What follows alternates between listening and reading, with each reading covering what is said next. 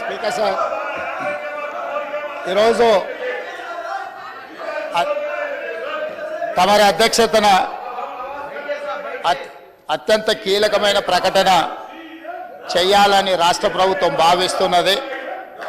కొన్ని దశాబ్దాల నుంచి మాదిగ ఉపకులాలకు సంబంధించిన లక్షలాది మంది యువకులు ఎస్సీ రిజర్వేషన్లలో ఏబిసిడి వర్గీకరణ కోసం వాళ్ళు పోరాటాలు చేస్తున్నారు. 27 సంవత్సరాల నుంచి ఉమ్మడి రాష్ట్రంలో కానీ ప్రత్యేక తెలంగాణ రాష్ట్రంలో కానీ ఏబిసిడి వర్గీకరణ మీద మాదిగ ఉపకులాల యువకులు పోరాటాలు చేయడం జరిగింది. వారి పోరాటాల ఫలితం ఒకనాడు ఇదే శాసనసభలో మాదిగ ఉపకులాల వర్గీకరణ కోసం వాయిదా తీర్మానం ఇస్తే నాతో పాటు ఆనాటి శాసనసభ్యుడు సంపత్ కుమార్ను కూడా ఈ సభ నుంచి బహిష్కరించడం జరిగింది. గత ప్రభుత్వం ఏబిసిడి వర్గీకరణ మీద కేంద్రానికి ప్రధానమంత్రికి విజ్ఞప్తి చేయడానికి అఖిల పక్షాన్ని తీసుకెళ్తామని చెప్పి తీసుకుపోకుండా మాదిగ సోదరులను మోసం చేయడం జరిగింది.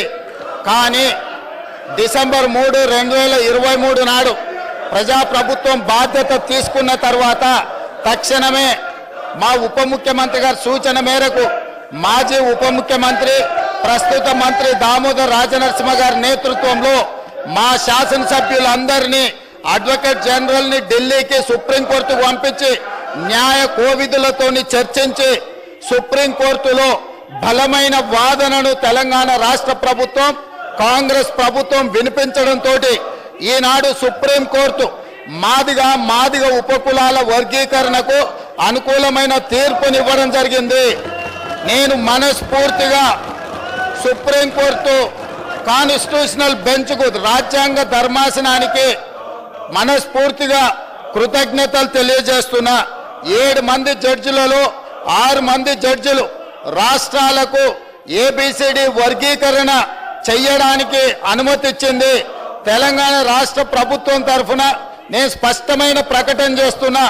దేశంలోనే అందరికంటే ముందు బాగానే నిలబడి తెలంగాణ రాష్ట్ర ప్రభుత్వం ఏబిసిడి వర్గీకరణ అమలు చేసే బాధ్యత మా మిత్రులు మా మంత్రివర్గ సహచరులు మేమందరం తీసుకుంటాం.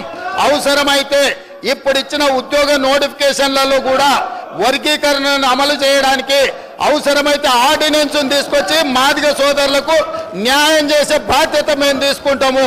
కాబట్టి ఈరోజు ఈ సభ అందరూ కూడా ఈ అంశం మీద ఏకాభిప్రాయానికి వచ్చి మాదిగ ఉపకులాల వర్గీకరణకు సంపూర్ణంగా సహకరించాల్సిందిగా రాష్ట్ర ప్రభుత్వం తరఫున నేను విజ్ఞప్తి చేస్తున్నా. అధ్యక్ష,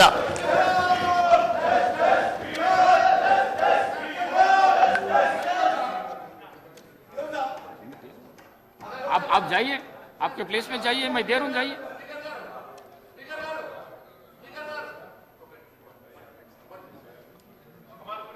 मैं आपको दिए तो आप बैठ गए.